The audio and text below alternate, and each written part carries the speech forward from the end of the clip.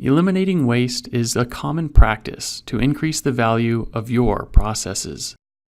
When cutting precious materials, OMAX provides the 715 MaxJet nozzle to reduce wasted material by making narrower cuts. Like OMAX, SOLIDWORKS continues to reduce waste in your processes with the release of SOLIDWORKS Composer 2020. The CAD model of the MaxJet nozzle contains multiple named and exploded views necessary to document the design. With SOLIDWORKS Composer 2020, all of these views are now included when you open the model, so you don't waste time recreating them. This makes it quick and easy to create a custom exploded animation with Composer, and with 2020, you can now save the animation to additional popular formats like MP4.